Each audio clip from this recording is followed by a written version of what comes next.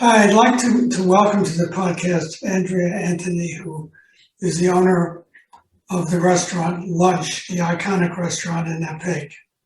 Um, and the restaurant has been there for over half a century, and it's been filmed, used in films, paintings, many other things because of its location and iconic sign.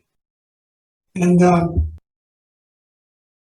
and Andrea, let me ask you this. We've noticed that your truck, the lunch truck for Lobster Roll, which is its alternate name, is on the lawn of the closed diner at the main intersection in eastern Southampton, where County Road 39 ends. And I want to start out by asking you what's going on there, and are you involved in opening a second restaurant? Yes, absolutely. First of all, just to clarify, the name of the restaurant is actually the Lobster Roll, but Lunch has been our nickname for many years because of the iconic sign. But going forward, we are opening up a second unit, second operation in Southampton at the diner location. And it will basically have the same menu and more. We'll have an expanded menu that we have at the Lobster Roll in Amagansett. And we will be doing lots of exciting things there. It'll be year round, as I say. And you know, we're growing our brand, and that's very much a part of our growth. We love the location. I think it's just a prime location, and we're very excited about it. Do you have any idea when you might actually open? Well, we're in the process of waiting for permits. And, under COVID, the towns are all kind of backed up and whatnot. So, we're basically waiting for our permits, which should happen in the next week or so, week and a half. And we're shooting for an early December opening. Well, that's right around the corner. Yes. Yeah. We're almost there. Are you going to reproduce the lunch sign there? Again, we're dealing with a town on that, and they won't allow us to reproduce the actual sign that we have in Amagansett. But we're working on the design for the street sign, and where it says diner on the diner by the entrance, that those letters will be replaced with lunch. So we're transforming it. And, the interesting thing is, much like Amagansett, it's really a roadside restaurant, which is another reason we love that location, other than just its visibility. It's retro. Probably the biggest challenge is, to fit, the atmosphere that we have in Amagansett. Of course, it won't be the same. It will be the new look of the Lobster Roll, but it will certainly be retro, casual, and nautical. We're shooting for a high energy, fun atmosphere, and I think we're going to nail it. Will it be called Lobster Roll 2 or just Lobster Roll? No, it's the Lobster Roll restaurant, and it will just be our Southampton location. Yeah. So, if someone says, well, I'll meet you at the Lobster Roll, they'd have to. Oh, they're going to have to specify. It gets more complicated. It's going to be, I'll meet you in Southampton, Getting back to Napeg, how did you come about owning that? I go way back, and it was there when I first got there, which was in the 50s. Yeah. Well, actually, in 1965, my ex-husband, who is also my partner, purchased the restaurant with his dad, R.C. Terry. And interestingly, Dan, Fred was the first person to introduce the Lobster Roll to the East End, morphing to the New York metro area. He didn't create it, but he introduced it. And I think that's noteworthy. There were no lobster rolls for the most part. being sold, on the East areas. So, I always thought that was interesting. And of course, we all know what's happened with lobster rolls. They've morphed into all kinds of, different recipes and whatnot. But, I think it's safe to say we were the originators. And, that's kind of exciting. I think it's also noteworthy. Well, what's happened is, so, that's 1965. I came in 1977 and have been there ever since. So it's been a long road, and it's been exciting. I mean, the brand has evolved over the years. You remember us way back when. And while we stayed true to our menu offerings, we've expanded the menu over the years. And, I've kind of been the person in charge of the branding. And I pay very close attention to what's happening around us. And the lobster roll started in those years. There were lots of groupers coming in. Remember those years? Hot dog beach and all of that. And, we had that. But interestingly, those people came back. They had children, and their children had children. And we have generations of customers who come in. And to me, that's one of the most exciting and heartwarming parts of the business. We've created many memories for people, and they've created memories for us. But having said that, listening to what's going on around us, we morphed with the families. We morphed into a full children's menu. We not only accommodate children, we cater to them. We have coloring sheets and crayons and word searches. And we used to do age-appropriate toys, but since COVID, I really don't think anyone's comfortable with that. So we sort of put that on the sideline. But we certainly, cater to children. And, the home-baked desserts that my mother-in-law used to bake way back when, I took over that, God, I don't know how, decades ago. So we still have homemade desserts. We've added, to our repertoire of desserts.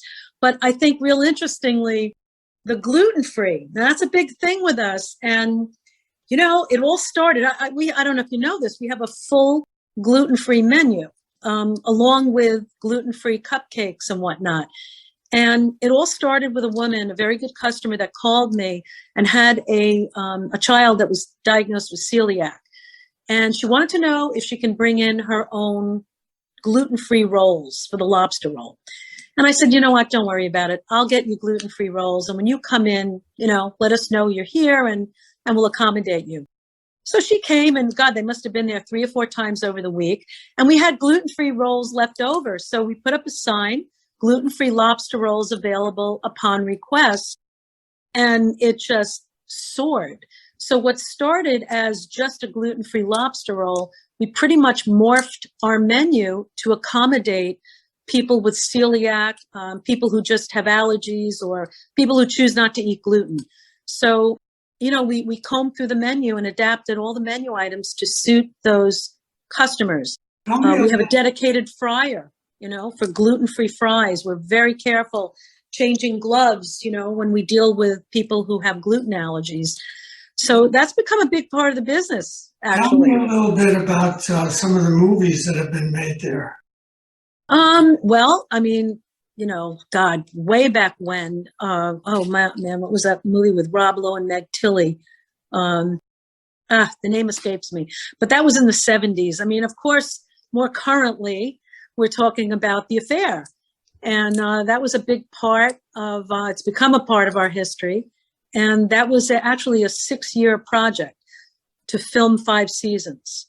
So, that was an interesting little ride we took with Showtime. And, it's astounding to me how many people, still talk about the series, still come in and want to see where the scenes were filmed and whatnot. It's interesting. It's an interesting part of our history. Who are some of the interesting people who've stopped by there? Well, there are a lot of interesting people, but some of my favorites are Marissa Tomei. Let me see, Scarlett Johansson, Gwyneth Paltrow, Sarah Jessica Parker, Liv Schreiber. he came in frequently. In addition to, many other celebrities and whatnot. But we're low key when they come in, other than putting them on our placemat. We have a pretty extensive list. And what I find funny is if a celebrity comes in and they're not on the placemat, they immediately bring it to our attention. So it's been kind of a fun little thing for us. Yeah. Has there been any interesting events that have taken place? I know, as I recall, the daughter-in-law had a wedding party there. Yes, I remember that. Yeah, we enjoyed it. Yeah, I mean, we've done a couple of events like that, but we generally don't look for it. We don't attract it because when we have to close for an event, our customers that are used to frequenting us are disappointed. So the nice thing about Southampton is that we have a sequestered catering room. So I turn so many catering parties away. So now in Southampton, we will be able to accommodate parties who want actually to be on premise. And in addition to that, we will be doing off premise as well. So, that's another leg of the business in Southampton. And, it's a huge building. So, we're excited that we can accommodate those people. And how did you come to the East End originally? Oh, God. Well, I came out here in 1977. Fred and I were married. And Fred, I really came out because of Fred. We were married. And that year we bought, I don't know if you remember it was a restaurant in Southampton called the Scuttlebutt. And we took the property over that used to be the Clam Digger. And, I was actually in a PhD program for psychology. And, his manager for the second unit quit 2 weeks before opening. And he said, look, you have to help me out. I have nobody. And of course, my response is, I have no knowledge of the restaurant business. So I went over there, took a hiatus from my, my studies, went over there. And I have to tell you, it really got into my blood. We sold it after the first year, and then I came out east. And what building is that in Southampton? I'm not sure what it is now. They might have even knocked it down. It was so many years ago. Where was it? Yeah. I don't recall. It used to be, it was, after we sold it, it was Amici's. Do you remember that? No, I don't. Yeah, it was an Italian restaurant. And then after that, I honestly think they knocked it down. And I don't know what's in its place. I don't remember really. Was it on Main Street? Yeah, it was right on on Montauk Highway. Oh, right on Montauk Highway. Bypass. There was a tile place really very close to it. So it was in that area, but I don't remember exactly which store it was. It was torn down. It was an A-frame, something like that. Yeah, kind of. It was an interesting building. Yeah. So that was a learning experience. But yeah, I've been in operations ever since. And, honestly, I don't know if, of course, we didn't mention this. We took on a partner, and that's kind of how we got to Southampton. I've been doing this for 45 years as of this year coming. And, you get to a point in your life where you begin to question what's next. And for many, many years, really since my son Ian was born in 1985, Fred was a silent partner. And even though we divorced, we still stayed partners. We've always been really good partners. So, I've been doing this a long time, and Paul, who was also a partner and our general manager, we were the nuts and bolts. And, you kind of question, where do we go from here? Well, my feeling was we built this brand over the years, and, what can we do with this brand? And I felt that we took it as far as we can take it.